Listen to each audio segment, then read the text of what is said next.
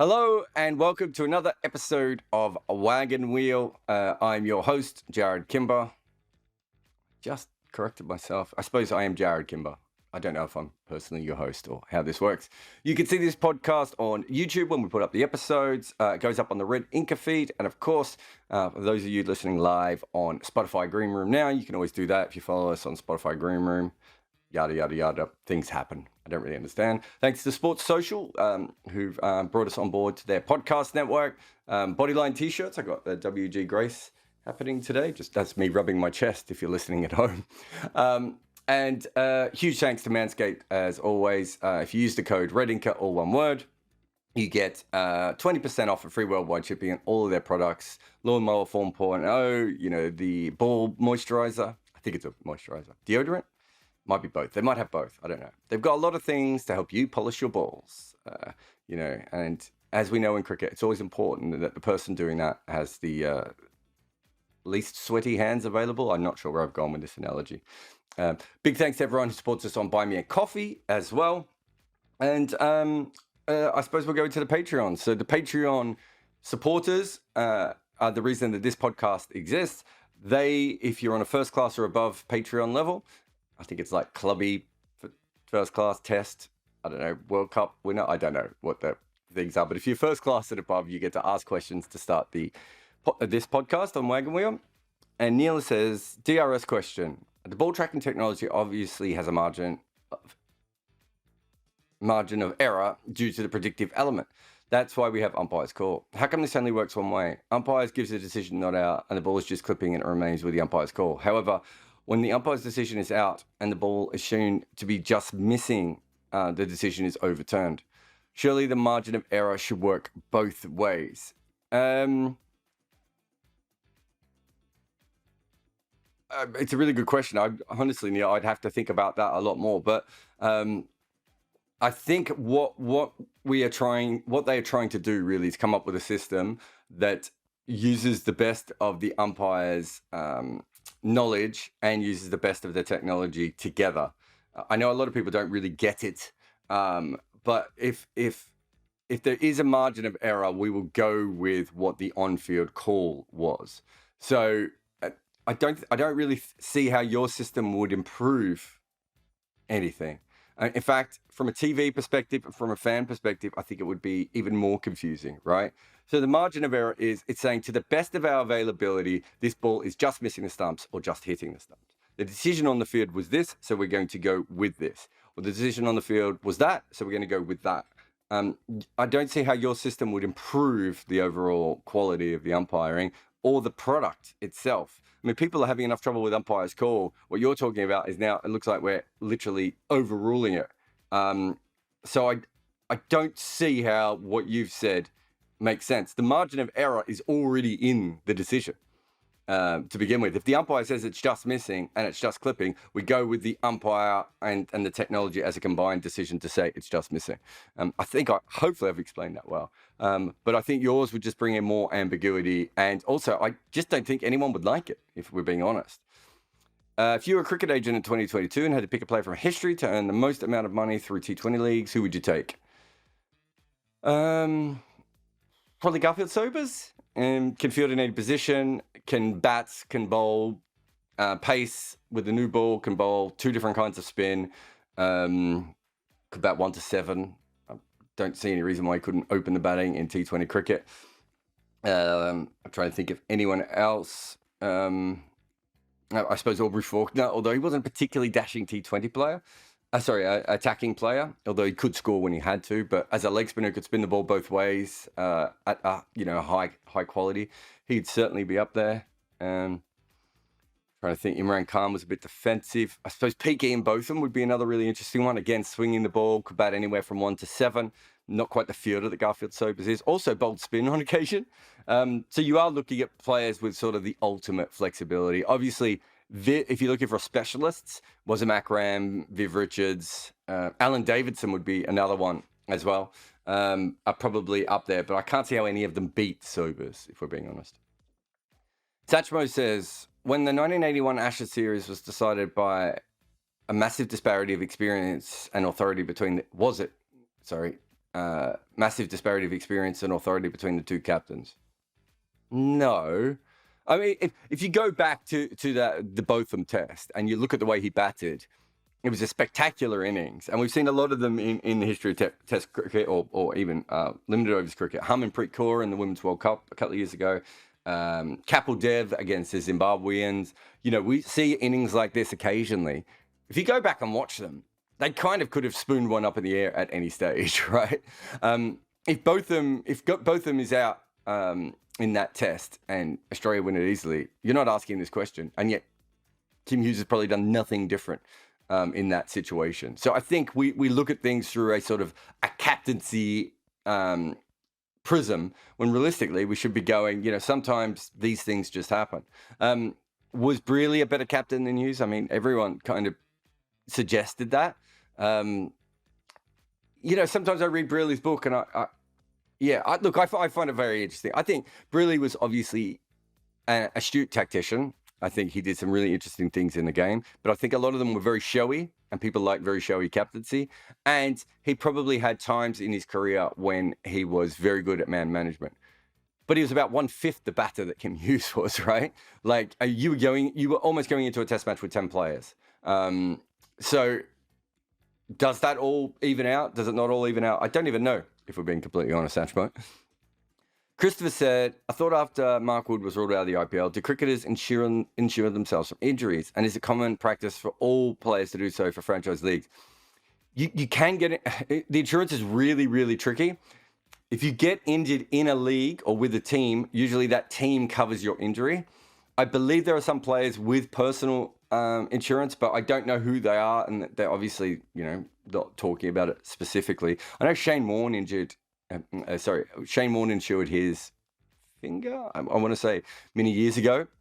So it is possible for a player to do it. But I remember talking to Tamal Mills, and he said that the team that you are with is supposed to cover that. That does get really dodgy with certain owners, if we're being completely honest. And so it's why a lot of players try and keep a first-class franchise on their as part of their contracts. Like, it doesn't mean that they have to be playing first-class cricket, but, you know, if you're in England, it would want to be Sussex. If you're in New Zealand, it would be Otago, because they will cover those things for you. They have a plan that covers all the players there. But yeah, it's really mucky. I do believe that some players do have insurance. In fact, I'm pretty sure one player told me that he had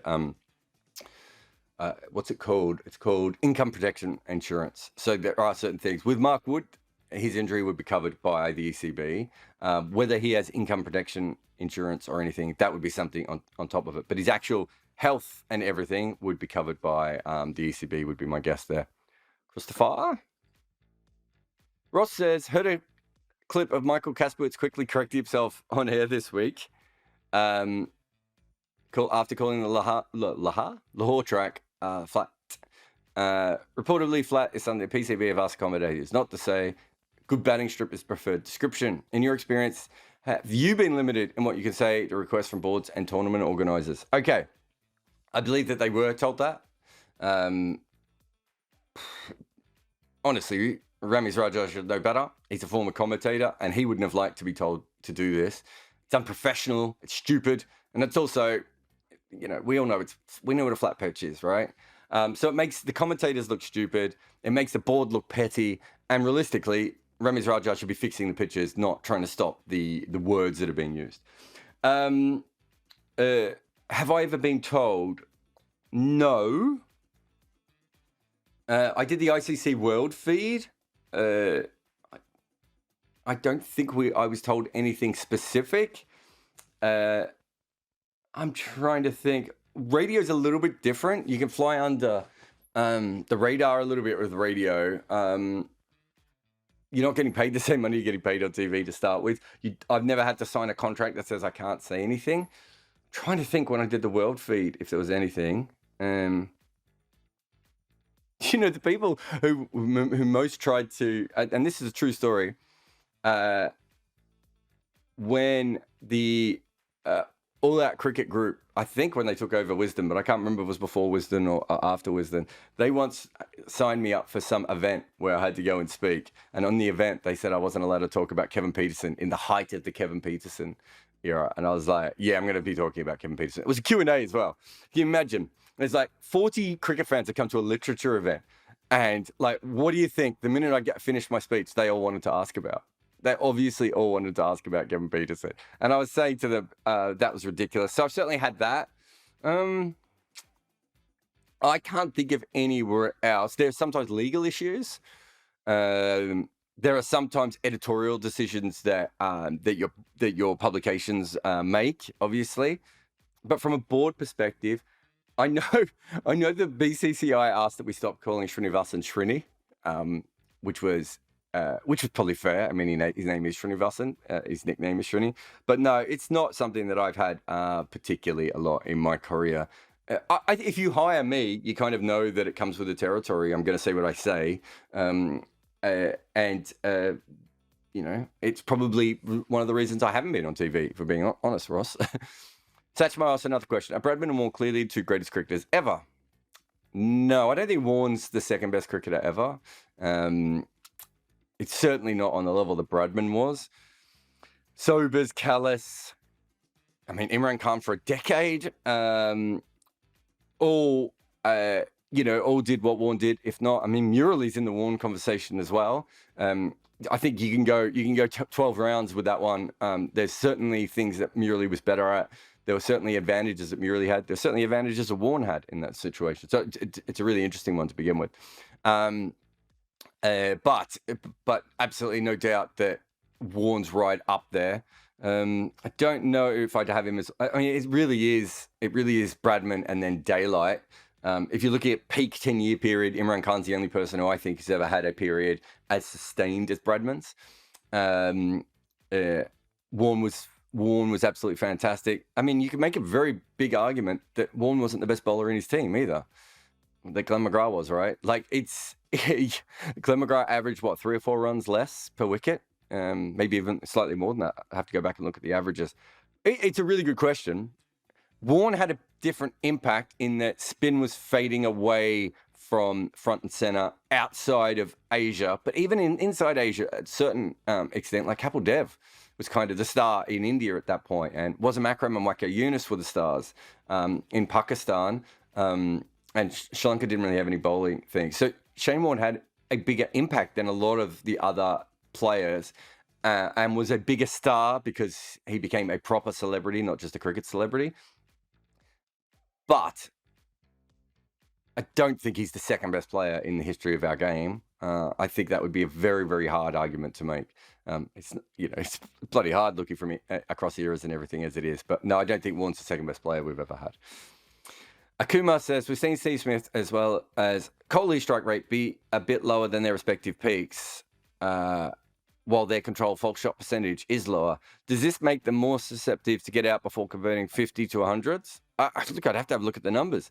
So you're saying that their strike rate is lower than their respective peaks, while their controlled false shot percentage is lower. Well, they're getting out more, so they're probably scoring slower. Would that make sense? I think those two follow on. Is it an aging curve? Yeah, with Virat Kohli, I'm really interested in it being an aging curve. Steve Smith, I suppose we're talking an aging curve as well. It's really interesting that he's gone to Pakistan and found it a lot easier. So it seems to be what we probably assumed it was. The pace and bounce was more of a problem for him, which again would suggest it's an aging curve. But I don't know, if we're being completely honest. Sandeep says, wouldn't John Campbell and Jermaine Blackwood be best T20 players and test players? Yet they don't seem to play much T20. Okay, so there's a really interesting reason for this, Sandeep, which I have written about and probably put in the video before. It's the way that the CPL works. The CPL only has 6 teams. A majority of the players come out of Trinidad because that's the stronger T20 market. And then you have the problem of you basically have a couple of stars, you have 4 overseas players, you have a couple of mid-range West Indian players, and then you have younger players. And it's set up on purpose to have that. You have to have a young development player in every team. Obviously, you've got the 4 overseas players in your team as well. You've got to then have local players. What happens is the players from the players of that sort of Jermaine Blackwood and John Campbell quality band, which would, as you're right, they probably would be good T20 players if they played it consistently and worked on their games. Don't really get the chance unless they start almost straight away. And if they don't, they get discarded. There's a lot of really, really good players, really good T20 players who don't even play in the CPL. There's a couple of brothers that, off the top of my head, that I'm thinking of that are probably both mid-20s, maybe even early 30s now, that don't play. There was the left-arm finger spinner Lamont, the Jamaican, who played with us at St. Lucia.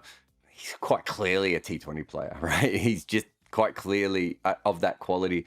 But, you know, a specialist left-arm finger spinner doesn't bat, gets left off. If they had a 10-team tournament, or, you know, if they had less overseas players, a lot of these guys would get a go. Now, having said that, Blackwood's had a lot of chances at T20 cricket. I don't know about Campbell specifically. The other problem is that both of them probably need to open, and that's the position in T20 cricket where there's always someone, right? So it does become a little bit tougher. But your basic point is very much there, Sandeep. James says, would it be feasible and valid to try and quantify the test performance potential exclusion-era South Africans by looking at their performance in cricket they were able to play, and then measuring the overall standard of that form of cricket? Could we make a reasonable hypothesis about Clive Rice at test level based on comparing WSC, County, and Rebel Series to test level overall? World Series cricket probably gives us a better idea. I'm not sure about the Rebel Series because I don't think any of those were particularly strong. County cricket, I mean, you run into the Graham Hick and Mark Prakash problem with county cricket at a certain point. I think, you know, if someone has a phenomenal record at county cricket over a long period of time, that they are probably a test cricketer. That said, there's plenty of people who dominate county cricket who wouldn't dominate test cricket as well. But yeah, you can certainly get a very good idea from doing all those things, James. I think we know those players were above average talents and certainly very good players, but we're never going to be able to, no matter how much research you do, you're never going to be able to put them in the right light because, you know, they didn't play in India and they didn't play in Australia and they wouldn't play against the West Indies. And, you know, there's a lot of very good South African players who are obviously very talented. We don't know how they would have gone against Tomo and Lily. We don't know how they would have gone against the West Indians. And I'm not just talking about the top players who are obvious, you know, Barry Richards and Graham Pollock and Clive Rice, but that sort of level just below those players. There's wicketkeeper. Oh, I'm going to forget his name. I think it's Dennis Lindsay. I think that's his name. God, I hope it's right. Who had a Gilchrist-like series against Australia in one of those series, but in the other series, don't think he made very many runs. And you look at his first-class record, and it's like he's still remembered by many people as this, you know, almost Adam Gilchrist figure before we had Adam Gilchrist. It's possible he just had one really good series, right? So what would he have gone game in, game out? There's a lot of cricketers who have better... There's a lot of associate cricketers with really good first-class records, and there's a lot of test cricketers who've played like 5, 10, 15 test matches with really good records, but when you look at their records below, it doesn't match up. And so it's all tricky, I suppose is the best way of putting it. But yeah, I mean, crack at it if you'd like to have a go. Ian says, given the 2 flat tracks, I'm not allowed to use that wording, that Antigua and Barbados provided, who are the current test bowlers of any nation that could have formed an attack to take 20 wickets on those? Ooh, you would need bowlers. So they're 2 different pitches, so it's a bit tricky, Ian, but one of them you certainly needed to take. I can't remember which one it was now. They're both blended into the same wicket. But Shaheen Afridi would be quite important because you needed new ball wickets on that pitch. Pat Cummins would be important because he's a threat all the way through. Neil Wagner would have been really good on that. So if you had those 3, and you could do a combination of those 3 if you don't want specifically those 3, like you could, I don't know, maybe Nokia could replace Cummins. I don't know who replaces Shaheen Afridi. Off the top of my head, I'd have to go back and look at the new ball numbers.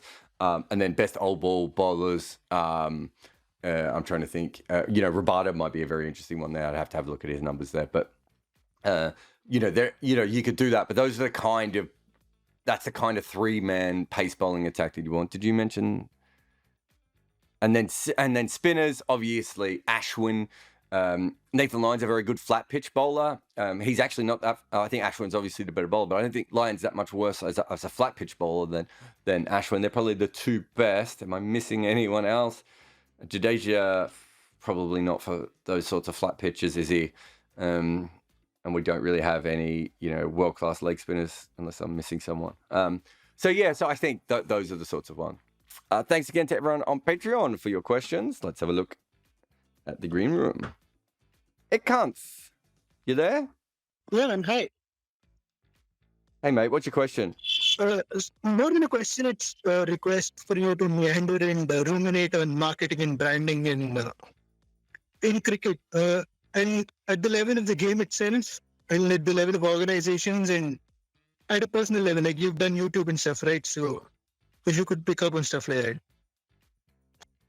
So your specific question is about how we market cricket. Yeah, how it's been marketed. So from what I've noticed, the late 80s had that Kerry Packer thing, and the IPL had that Lalit Modi fiasco where we talked about marrying or merging cricket with Bollywood, which still makes me cringe. But stuff like that is kind of more mainstream, but there are niche things as well, like individuals doing something, or even Cricket for which I'm not wrong, was created for sharing scores worldwide. So the word might have spread in different ways, right? So that's the approach in which I'm going at it, but you can do it on your own way. Yeah, I mean, the first thing I would do is that they did a really interesting thing when the Big Bash was first marketed. They took the word cricket out of it. And I think they did a whole document where you weren't allowed to use the word cricket. And everything in their promotions was not using the word cricket. And I think I understand why they were doing that. But basically, that's admitting that your product is the problem. And cricket as a product is not the problem. The way it has been marketed over time has been absolutely horrendous. For instance, I don't think I've ever been in a test series where the opposition has been marketed. And it's like South Africa are turning up in Australia. Dale Stein's coming to your thing. It should be Cricket Australia's job to make Dale Steyn into the biggest hero, villain, figure, whatever you want when he turns up. And we've seen, I think if you look at the 2005 Ashes, that happened naturally through Shane Warne and through the Australian team. And that actually worked brilliantly from a marketing perspective, right? So from a very basic perspective, that's the first problem. The second one is that a lot of the people who don't try and market Test cricket specifically still look at Test cricket as this genteel relic thing. And it's like, I remember when I was talking to, when we were trying to do some bits for our film, and they were like, they were trying to push, the editing team were trying to push this sort of genteel. And I was like, Test cricket's violent. It's hard. It's like a grunge song, right? Like it slows down for a little bit and lulls you in, and then bang, the guitars hit, right? It really has this huge power. Where's that in the advertising, right? I always thought sorry, go. Yeah, the thing that I used to think about, the way I used to articulate it was that it gave you a soul, and then it gave you a prolapse of the soul, and then you realize there was nothing there. There's something weird there.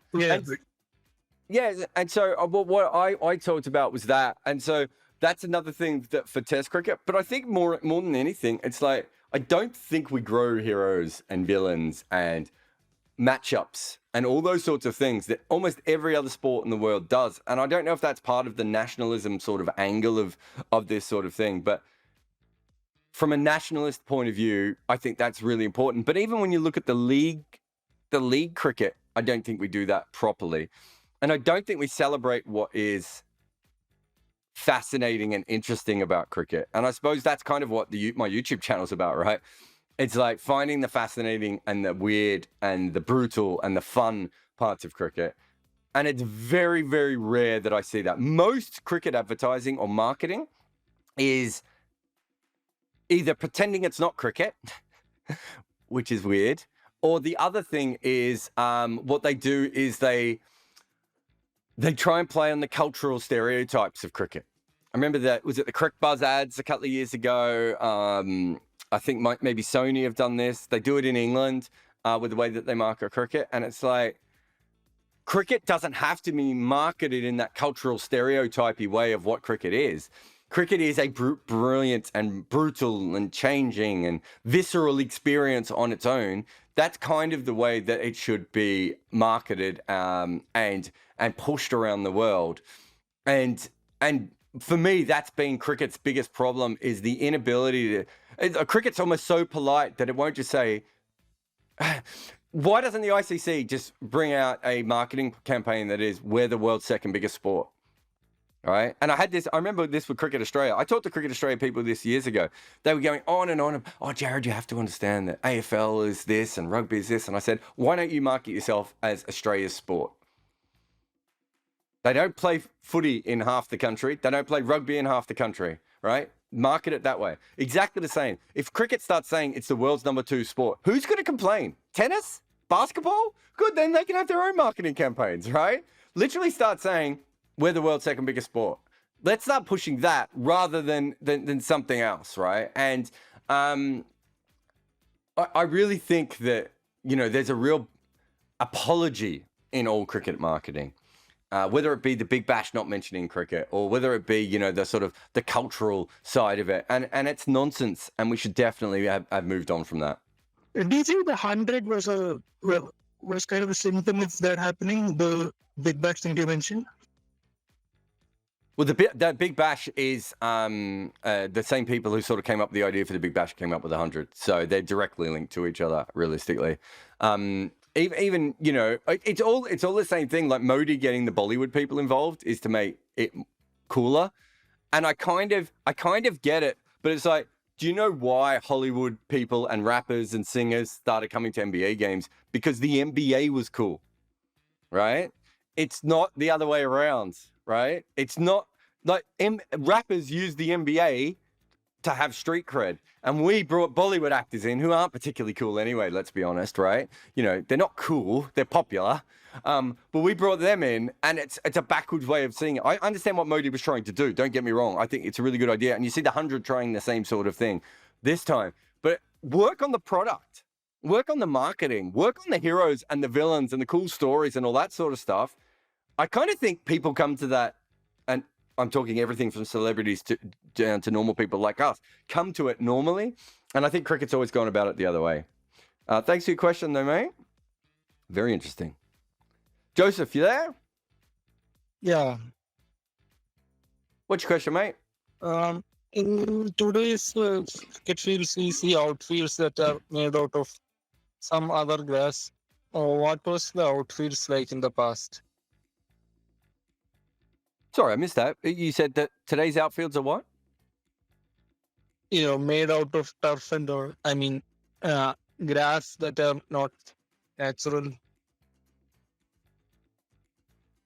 Yeah, outfields are made out of natural grass still. Right. Yeah, the outfields haven't changed. The big difference between old cricket and new cricket is that I think they spend a lot more time. I think Australia, England, trying to think of some of the other countries, had outfields that you could dive on, and you couldn't do that in a lot of other countries. And so when players started to dive, outfields had to get a lot better around the world because it could cause injury. Also, I don't know if you've ever played on a ground that's not that's hard. Diving on a hard outfield is not particularly easy. Diving when there's not a lot of grass there to support you is not particularly easy. So outfield sort of changed because of that, and they've become a lot better. But I also think that a lot of people didn't really factor outfields in as much in the past. But outfields have become very good. I wouldn't be surprised if in the future outfields are hybrid, so that they don't get it, so that they are better for rain and they don't get affected as much. So what you really want is probably an outfield that drains really, really quickly. And they've already started to do this in England, but I think we might see that eventually around the world. It's easier to control. The problem with grass is that, I had someone on Twitter this week going, groundsmen making all these pitches very, very flat. And it's like, we always have to allow for the fact that sometimes pitches are just flat because groundsmen make errors because these are grounds.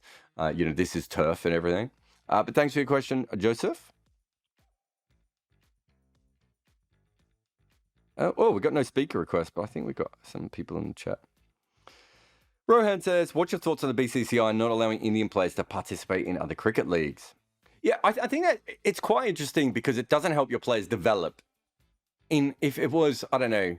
I mean, I've had similar questions like this before. If you take the NBA, if all your players play in the NBA and that's all they know is high school basketball, AAU basketball, college basketball, and then the NBA, they're obviously going to be very good players. They're also going to be slightly limited, right? And you see now that, Giannis, Joel Embiid, Luka, Joker, all these different players coming from outside. I sometimes I wonder if they're not slightly more rounded because they come from Europe or Africa or, Australian basketballers, all these different people because they get to see other things. You throw in the other thing, which is that the IPL is played on a particular kind of pitch, right? I'm not saying there isn't variance between their pitches, but there isn't as much variance between Indian pitches as there is between playing in the 100, playing in the Big Bash, playing in the CPL, playing in South Africa, right? So you're not getting the experience in those other leagues. You're also not learning what it's like to play in those other leagues as an overseas. It's easier to be. I always think of Shikhar Dhawan's career, like he had a very sort of level career, and then suddenly he had to start playing for his supper, and he got really good at T20 cricket. The guys in the franchises have to do that all the time, because if you're an overseas player and you're not performing, you're probably not going to get paid as much. And so again, I think that would help the Indian players. But I also understand it from the BCCI's point of view. They want their league to be the specialist one. I kind of think at this point, why not allow for 10 to 15 players? Maybe not your top 10 to 15, but it'd be, if I was Rahul Dravid, I'd be saying, and I know he's really big into all this sort of development, can I not just pick, let's say, not from the top 30 players, but from the 30 to 50th players? Can we pick 15 players? I want this guy to go to this league. I want this guy to go to this league. I think that would be great, but it's not the way that the IPL seems to be going. Johnny says, have you seen anything in the West Indies England series that suggests that England can consistently get 400 in its first innings in this summer against South Africa and New Zealand? No, Johnny, sorry.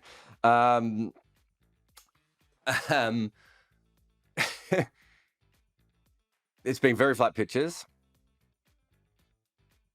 The fact that Holder and Roach have been nullified from them. We haven't seen Gabriel, obviously. Joseph spelled some really good spells. I think there's been signs that England have done better, but I don't think that means that England is suddenly going to start making a lot of runs. They lost a bunch of wickets early on when it was a new bully wicket. I still think that under pressure on a pitch that helps bowlers, they're still going to struggle a lot, and I can't see anything that's changing. The only thing that might be different, Johnny, is that the England curators might be going, well, at least if we do flat pitches, our batters will make some runs. Oren says, what do you think England see in Craig Overton? All right.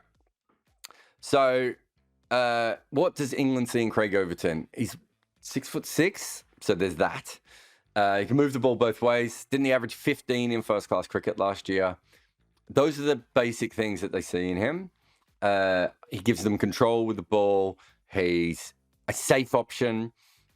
He's got a very good first-class record. He's tall. The other thing that I think they see in them that just does not exist is I think they see him as, I don't want to say an all-rounder because I think that would be unfair to them, but an all-rounder light. And I just don't think he is.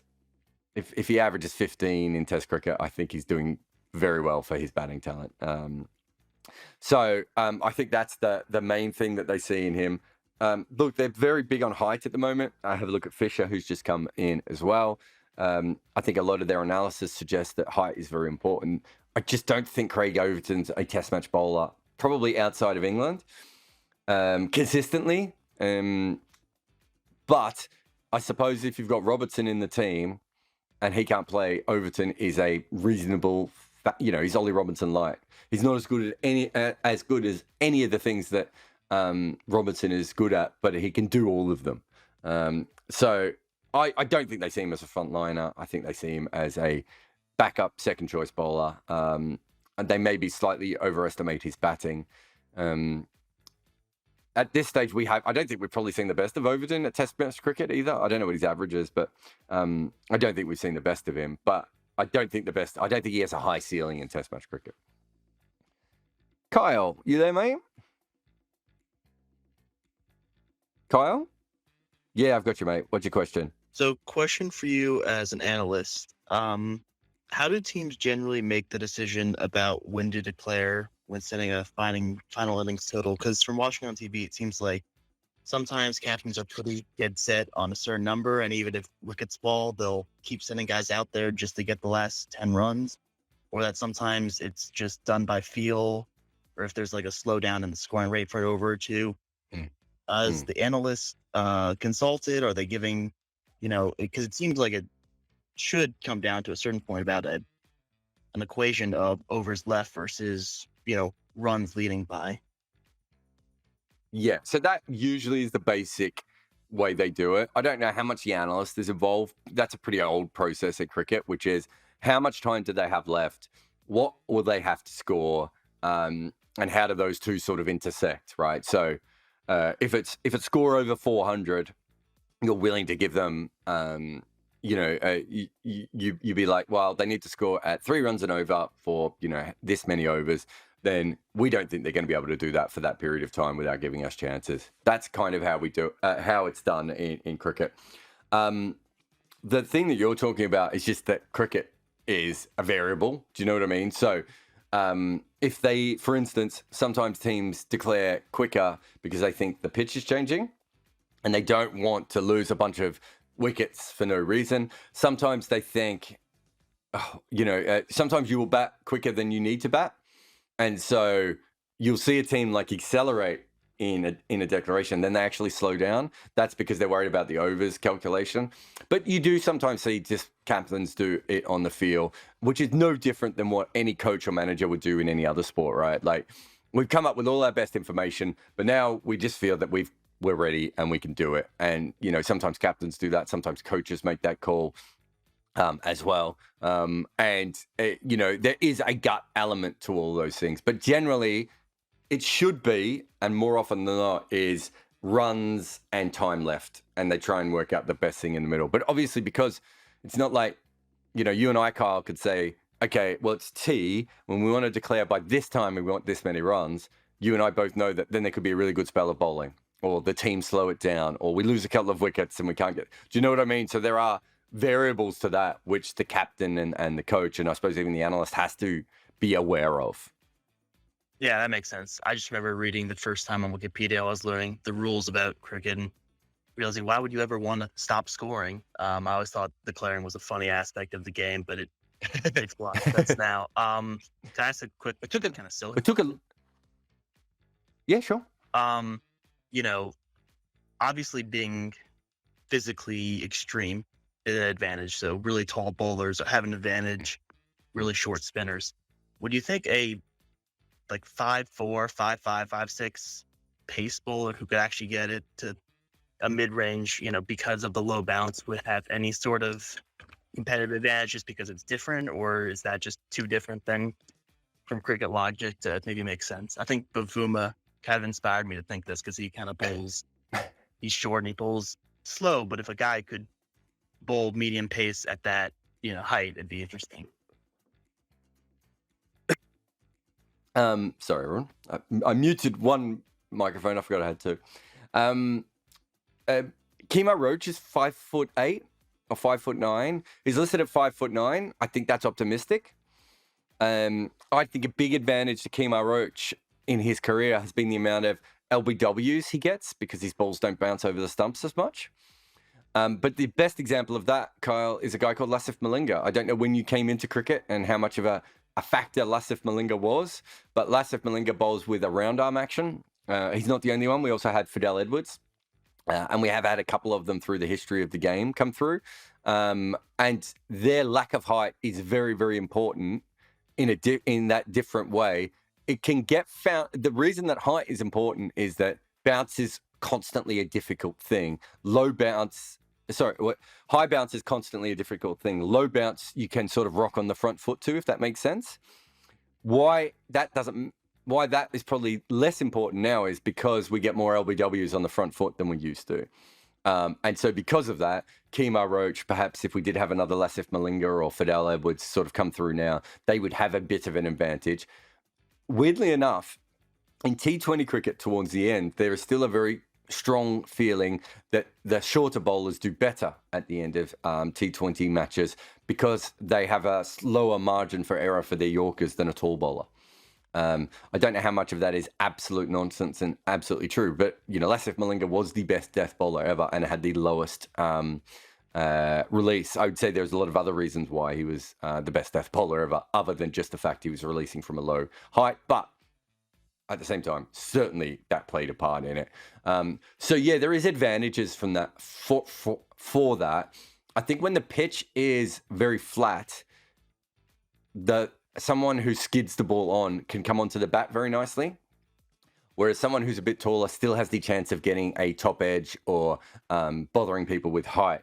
And I think that's why tall bowlers have a huge advantage. But certain short bowlers certainly still can have a very good advantage, an outlier that you're talking about. I mean, we've seen it in baseball, haven't we? The low release can cause different problems.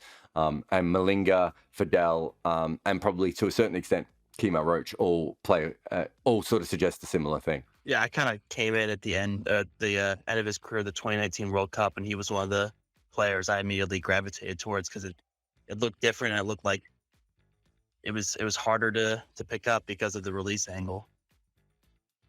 Yeah, his was twofold. The first thing is because it's low, way lower than anyone else. The second one is that he released from in front of the umpire, and no one else releases from in front of the umpire. So it's actually coming from a different spot with him entirely. So yeah, I think you're right. There can be an advantage to that. Thanks for your question, man.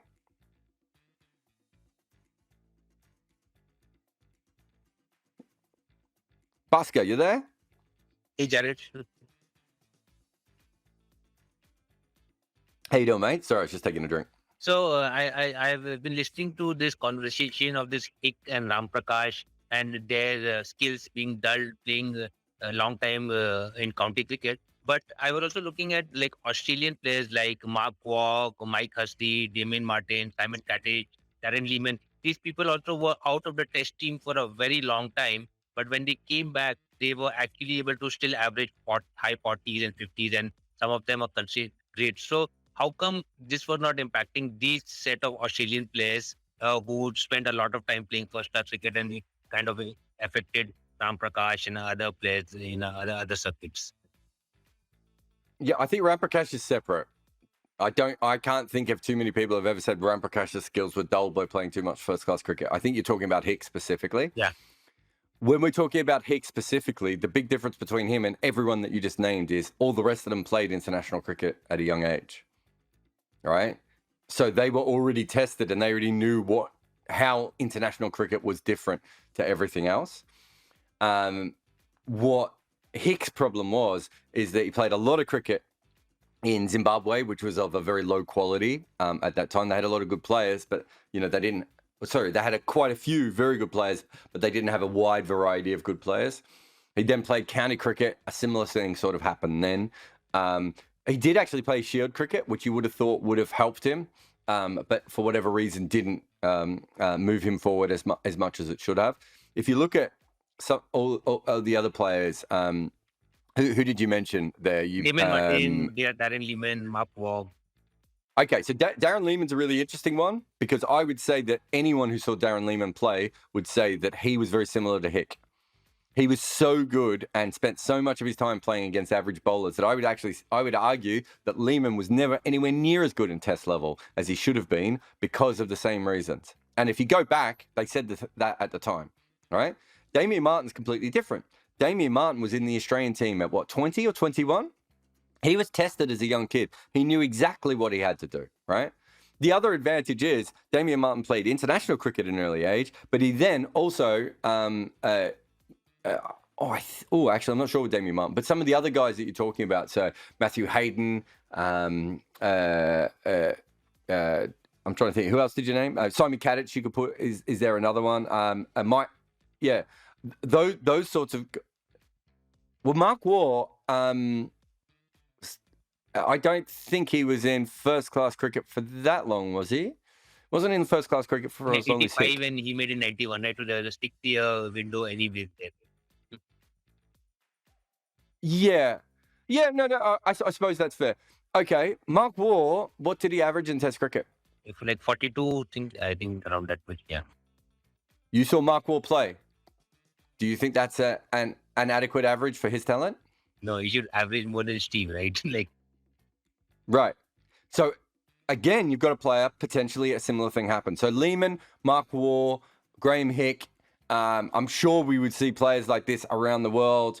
I'm trying to think of others that, off the top of my head, that where a similar thing might have happened or could have happened. I do think there is a... Yeah. So, Rohit Sharma, the thing with Rohit Sharma is that he was playing international cricket. yeah, okay. Right, he did actually play a lot of international cricket. So I don't think. I mean, if you look at Lehman and Mark Waugh and Hick, and weird that they're all in a similar period. Lehman was a gun in 1989. Mark Waugh probably, I don't know if he was quite as good, but Hick was certainly a gun for 5 or 6 years before he did it. If you've got a period where it takes you 4 or 5 years to break in, I think you can get into bad habits. And I think all of those players are exceptional talents, right? You know, if you look at someone like Mike Hussey or Chris Rogers, they're not quite at that level of talent, and they were still working on their games and getting better. If you look at Darren Lehman, I mean, I saw Darren Lehman bat in 1989 when he didn't even make any runs for Victoria, and he was obviously just a different level talent even when he wasn't making runs. Mark Waugh, very similar. Graham Hick, very similar. Those sorts of players, you really want them to develop at that next level as soon as possible. Mike Hussey, Chris Rogers, Devon Conway, maybe not the same, right? Those sorts of players you probably want to develop a little bit slower. And it's a really tricky thing to work out who's this guy and who's that guy, right?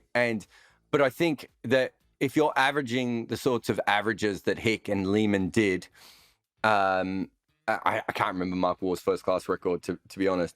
But I do think that there is a sense of boredom. There's a sense of this is too easy. And there's also a basic level where your skills are dulled a little bit. But it's a really good question. But I would say the one thing is the players. So, for instance, one of the questions I'm asked the most is, if county cricket's such a good finishing school, how come it doesn't finish English players?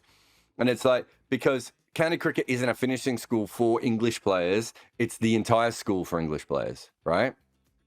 And if you're a first-class cricketer from Zimbabwe or Sri Lanka or the West Indies or Australia or New Zealand, you've already learnt a bunch of other skills. And then you come to England and you polish up a lot of skills by playing a lot of cricket in a short period of time. And you have to learn how to play for your wage, which is a really important thing, I think, right? And I do think that if you're in that system, the county cricket doesn't help you as much as if you're from out of that system. So a lot of those Australian players that you're talking about probably went over and earned really good and learnt really good things about their cricket playing in county cricket, in the same way that Hick couldn't learn anything extra by playing in county cricket. I hope that helps. Yeah, thank you. No worries.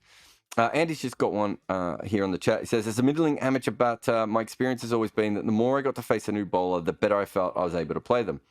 However, elite batters talk about bowlers working them out across a series. Are you aware of whether there's any statistical relationship between the amount a batter has faced particular, it must be a bowler, has faced a particular batter and what they average against them? Okay, so the difference is, Andy, that over the course of one innings, let's say you play club cricket and you play against someone. You're only going to play against them once or twice, and you're going to work out specific things about them. They probably don't. Oh, what's the best way of putting this? If you had the best bowler in your competition, Andy, and they were able to face you and they were able to bowl to you for 2 weeks, you might be able to work out how to handle them, but they would find out every one of your flaws, right? And so over a period of time, they would have a natural freakish, if they're one of the best bowlers in the competition, they would have a natural physical advantage and a natural tactical advantage by being one of the best bowlers. And now they're being able to work you out piece by piece. There is no doubt that batters can work out bowlers over that same period. What the batter is really talking about in this sort of test experience that you're talking about is that Glenn Chappell was a great county cricket bowler, but if I was a very good county player, Glenn Chappell could work me out, but he wouldn't remember every little problem that I would have, and I'd only have to face him 2 times a season. What if Glenn Chappell had worked me out and I now have to face him for 10 consecutive innings? That's what they're talking about here. So there's no doubt that with a spinner, let's say, that you might be able to work out what they do and how to nullify them, right?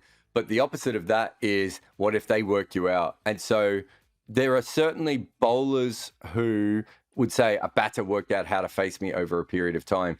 But it seems to be more dramatic from a batting perspective of, this guy has worked me out and I now have to face him in 10 consecutive innings. Seems to be the more dramatic jump. But you do hear it on the other way as well. Sometimes a bowler will say, I didn't know how to bowl to him, and he knew I didn't know how to bowl to him, and I couldn't work it out, so it was pointless me bowling to him. But I suppose that in bowling, you're continually trying to work things out, whereas in batting, it's like, if this guy's got the wood over you and you're out, right? So I hope I've explained that better. But the jump seems to be more dramatic for batters than it is for bowlers. Hope I've answered that one for you, Andy. All right. Rohan, you there? Rohan. Yes, can you hear me? There he is. Yeah. What's your question, mate? Just wondering, I have a debate with my mates all the time about pitches around the world where they think that pitches should be the same for Test cricket. This is the same for all around the world, and I believe they should. And I believe that home teams should be able to dictate the pitches according to what favors them, because that's the beauty of Test cricket. Obviously, there's some stuff that you can't control, such as the conditions and the rate at which the pitch deteriorates and whatnot. But where do you stand on this? Do you think there should be one for all, or do you favor? You can't even make one for all, right? It's impossible. So for instance, we have the Dukes in the West Indies, and they put lots of grass on those pitches. They still have to make the Dukes a tougher ball. So people always say, it's usually the ball that people say, we need the same ball for everywhere. Well, if we use the same ball everywhere, it would be absolutely shit. There's a reason the ball is slightly different for slightly different conditions. That's the other thing, because even Shane Warne used to advocate for pink ball test match should be every test match, which I found pretty interesting. But you can't do I would love that to be the case, but the pink ball's still a work in progress, so that would change Test cricket massively. The other thing is that we can't play Test cricket where there's dew anymore, right? Because dew it makes one-day cricket and T20 cricket tougher and more interesting in some places and weirder, right? But it would destroy day-night test matches completely, because if you've got that ball wet over a long period of time, like, it would just absolutely destroy that period of the game.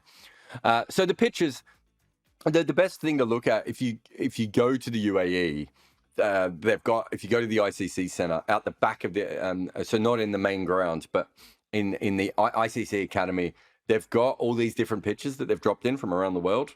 They've got an Australian set of pitches, an English or New Zealand set of pitches, and Asian pitches. And we played the World Cup qualifiers on that in Scotland. And like, you go to the grounds. Oh, what's the wicket? Oh, yeah, this is the Australian pitch. It's gonna be pace and bounce. And the ball wouldn't get above knee high, right? No Australian pitch I've ever seen. Like, or it would have some bounce, but it'd be a really slow bounce, like the sort of thing you might see maybe in an old-fashioned West Indies pitch or something. And you're just like, again, this is not an Australian-style pitch. And the same with the grassier pitches. Because it's fucking 48 degrees in the UAE, right? And you're in the middle of a desert. Stuff like that, you can't control, obviously, the weather factors and whatnot. So yeah. So even if you had the exact same pitch, he wouldn't react the same way anyway. Clay content, even the drop-in pitches, the way that they work, the way that they meld with the local plates and all this sort of advanced greenkeeping stuff. It doesn't work the way that people would like it to work. Now, if your friends really want to do it, the best way to do it is to have hybrid pitches. The problem with the hybrid pitches as they currently stand is that, and I think Surrey is leading the way in hybrid pitches, and so I trust the people who play at the Oval a lot, and they say that they actually play quite cool, and they're fine for cricket, but I don't know how to explain this. Some balls stop and some balls zip, right? Because depending on if it hits the hybrid bit or the turf bit, it acts a little bit differently, and so it means that sometimes it can be a little bit tough. They're not ready for. It's not even that it'd be over pretty quickly. It's that we get players coming off going, it was too paced every time. And you're right. Some games will be over quickly. Other times, I think also when they get the hybrids wrong, they're the best batting pitchers in the world, right? So, they can go very, very wrong. But even then, I would assume that a hybrid pitch in Surrey would be different than a hybrid pitch in Lancashire, which I think is one of the other major places that they're trying them, which would be different than one in Antigua, which would be different than one in Melbourne, right? So I get what your friends are saying, but part of the greatness of Test cricket and its uniqueness is that pitches are different everywhere, right? I say this all the time, like, I know there are slight variations in football pitches around the world, but, essentially a football pitch in fucking... Uruguay is the same as a football pitch in Germany, right? Yeah. And basketball, there are certain basketball stadiums that bounce differently and stuff, but not like ours, right? And I think that while we have that advantage, we should be pushing it, not going the other way. And even if we have hybrid pitches, which we will eventually in one-day cricket specifically, if nothing else than to protect the squares, even then, I still think they'll have different characteristics. Yeah. And I also really liked your point about the fact that cricket doesn't market itself in a good way or like a fashionable way. Like, it always, like, they have to compare itself to another sport, whereas cricket itself, like, if you really understand it, it's so many variables, like, as with any other sport. Yeah. We're in a society like where people will watch someone play a video game on Twitch for like 7 hours, a really complex cricket, a computer game, and then it's like, oh, we can't explain these cricket laws to people. What?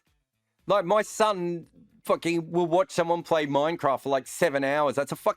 He's watching a person hold a console with a fucking bunch of pixels in front of him that he is reconstructing into a storyline. That's a pig and that's a fucking piece of steak. Don't tell me that people... Sorry, what was that? I lived in China and asked people, like, I just talked about cricket, like, barely any of them even know what it is.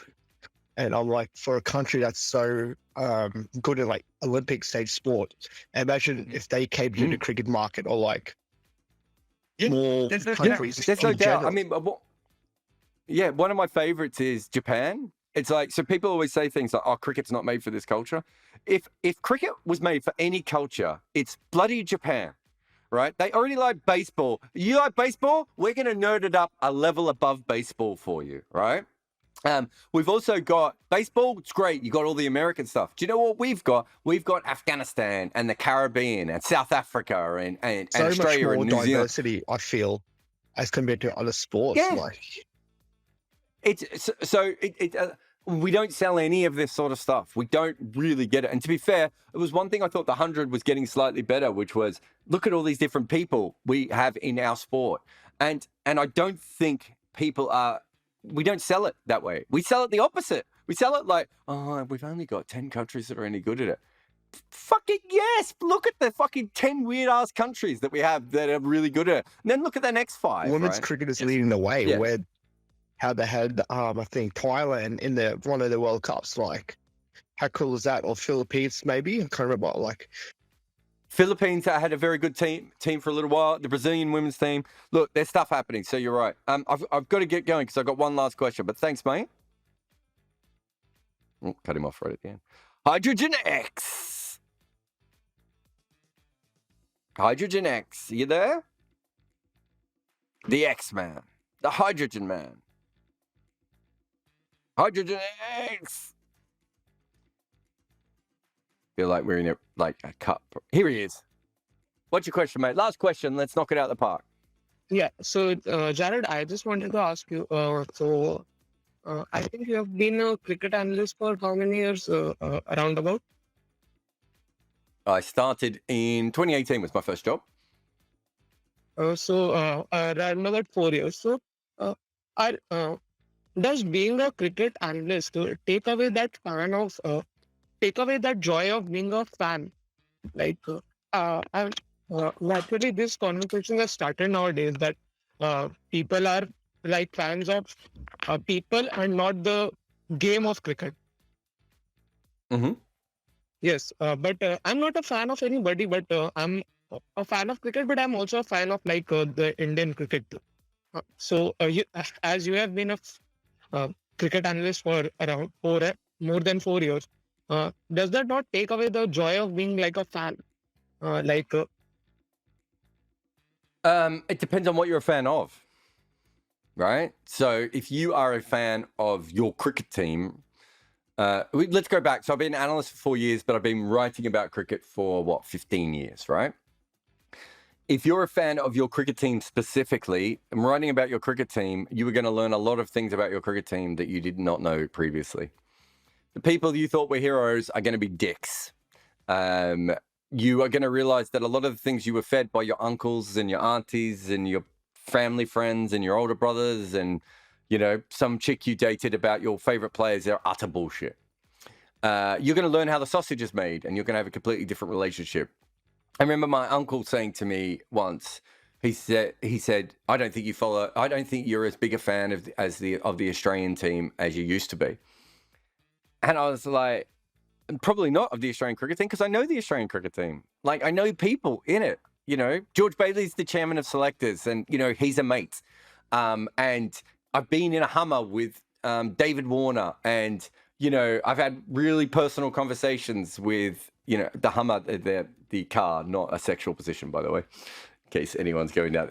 So your relationship changes. Then in my case, I become an analyst and you're looking even more so at the specifics and how does this work and how does this fit in and what does this mean? But I'm still a cricket fan. I'm just not the kind of cricket fan that you're trying to define. The kind of cricket fan you're defining is that I live and breathe based on my favorite team winning or dying, or my favorite player winning or dying. That's not what I am anymore. My relationship to cricket is gone, but I love cricket. Like, I love cricket more than most people who love their cricket team don't love cricket as much as I love cricket. All right? I am still a cricket fan. Like, it's just a different kind of cricket fan. And to be honest, if you look at me from the age of 12 onwards, I was probably always on this path. Like, there weren't too many kids in Australia who, their two favorite teams were Australia and Pakistan. Actually, in fact, I take it further. My two favorite cricket teams when I was 12, 13, 14 were Victoria and Pakistan, right? So I was always on this path of liking cricket more than I liked the teams. And in some ways, what writing about cricket did was allow me to liberate myself from the nonsense of being a fan of the Australian cricket team. And I still like it when the Australian cricket team win. I was happy when they won the World Cup, and I was happy when they won big series. I'm really been happy with how they played in Pakistan. But I don't live and die by it. If Australia loses, if they win, awesome. But it's also really cool to, find things out about cricket and work out how cricket is being played and, instruct cricketers, instruct coaches and work with coaches directly. So it's just a different kind of fan. So I'm also not I don't watch cricket only because of Indian cricket team, but being a fan gives you hope even in the worst of worst situation. Even in the Lords, the 2021 Lords, I still had a little glimmer of hope that what if something happens and we win this match, and then we actually won. It was I was so happy. I was so happy. So does that do you still get that feeling? Like, Yeah, but the thing is that I can get that feeling about any team. Right? I can get that feeling watching Ireland play against South Africa. I can get that feeling watching Afghanistan or watching the Thai women or, watching some franchise that's been struggling. I get the feeling that some of these people out on the field are my friends. Imagine watching your friend do something really cool like that, right? So you're still framing it under that one thing. I mean, a lot of the people who follow my work have kind of evolved beyond that. Right? A lot of them are fans of their team. But now they're also fans of other things, right? Like so many people want Benny Howell to do well in cricket because I've built Benny Howell up. So there's like this Benny Howell fan club out there now, right? And there are heaps of players out there like that people get sort of obsessed with and all that sort of thing. And in truth, like it doesn't matter. You can fan over like a little itty bitty thing. One thing I really like is that when I wake up in the morning, if Australia's lost, it doesn't ruin my day, right? Because there's probably many other things that I can get. And I still am a fan. I'm trying to do a similar thing in basketball, but I can't. I'm too obsessed with, or too much of a Denver Nuggets fan. But Denver Nuggets are almost the last team left, maybe Collingwood in the AFL. Well, when they lose, it actually bothers me a little bit. That means I can really appreciate the sports much more, though. Because it doesn't matter to me if my team does well. The problem with that is if the Indian team starts losing, so many people will stop following the Indian team, right? And we've seen that in Sri Lanka, and we've seen that in the West Indies, and we see losing teams lose fans. If you're loving the sport, it doesn't matter if your team's losing because you're probably getting something else out of the sport. And that's all we're really talking about here. Thanks for your question, though, mate. And thank you to everyone for coming on to the chat again today, and also for listening to the podcast in all your normal places. As I said, big thanks to the Sports Social, who are helping us. You might have noticed there's a lot more ads and stuff running with the podcast. If you don't like the ads, come over to Patreon. We have all the episodes ad-free over on Patreon. And obviously this particular podcast is made available specifically by the people at Patreon. So Jarrod Kimber, Patreon, and you'll find all the stuff there. But you can support us by buying me a coffee. Also, if you go to Bodyline T-shirts, buy a cool WG Grace T-shirt here. And a big thanks again to Manscaped, who will shave your testicles better than anyone else. I should say they won't do it specifically. They'll help you do it. But if you use the code REDINKA, all one word, you get free worldwide shipping and 20% off. Thanks again for coming on the Green Room if you came on the Green Room, or thanks for listening, or thanks for watching if you're on YouTube. Thanks for thanking. That's all I've got.